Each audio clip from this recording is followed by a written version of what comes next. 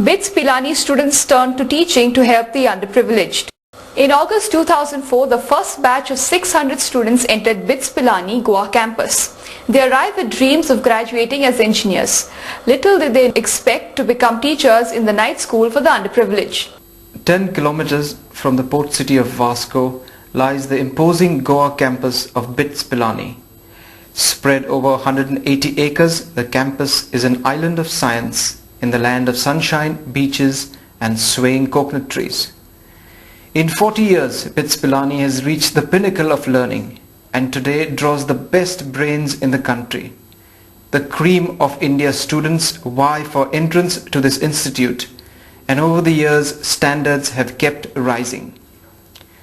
But in providing quality education, BITS Pilani has not forgotten its humble beginnings as a Pathshala in the village of Pilani, Rajasthan in 1901. Today, the Goa campus has become a place where toppers and the underprivileged coexist. On the 15th of August this year, BITS director T.C. Goel launched a program to teach the children of construction workers, mess staff, housekeeping and maintenance staff. Within a span of a month, the BITS night school was up and functioning. Explaining the concept and the driving force behind this effort, Dr. Basavadatta Mitra of the English department said, "It is BITS' way of giving something back to the workers who built the institution." It just happened that on the 15th of August 2005, Dr. Goel declared this particular project and he donated about 5,000 rupees for the project.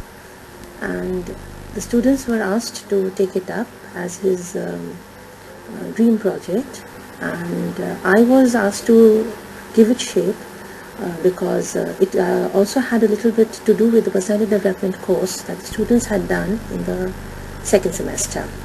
And one aspect of the personality development course was human values, where there were a whole lot of qualities. We had shortlisted about 10 of them, and 2-3 very important ones which relate to this is concern for others, empathy, compassion. Imagine a kid who has never been to school entering the portals of one of India's premier institution to study ABC. The experience is daunting and the fear palpable. The initial reluctance was quickly overcome, and towards the middle of September, classes started functioning smoothly.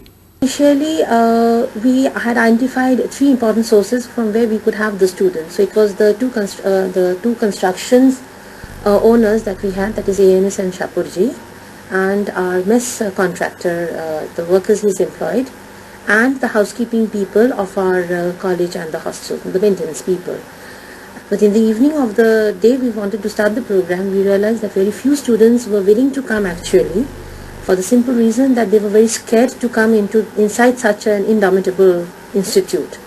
And then we did send out people, so they brought them in, and after the initial fear that they had, a little scared, a little embarrassed, a little uncomfortable, we were able to give them that a mental comfort which is very important.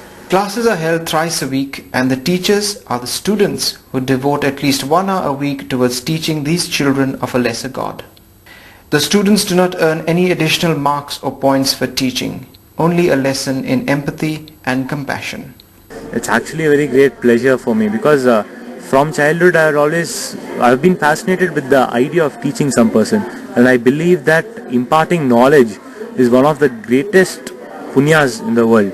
So I want to be a part of this because these people have a right to learn. They have a right to know what is what, and like this gentleman here, he wants to learn how to speak because he feels that he knows how to read, he knows how to understand, but he was not able to express himself. So I feel that it's my duty here to help him out, especially because we are given an opportunity for that. So I'll definitely like to be a part of that.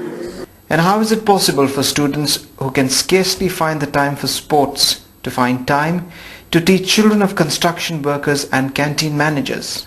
In the beginning, we all had a problem that whether it will take too much of our time. But then we sorted that out by saying that each person will have to come for 1 hour every week to teach them. And what we divided them into 2 groups. I mean, for 2 people, there will be 6 tutors, and 2 of them will come for 3 times a week. So 3 classes, 2 they will come. So that way, you see, a person has to spend just 1 hour, and 1 hour per week, I think it's like a responsibility which we have to spend.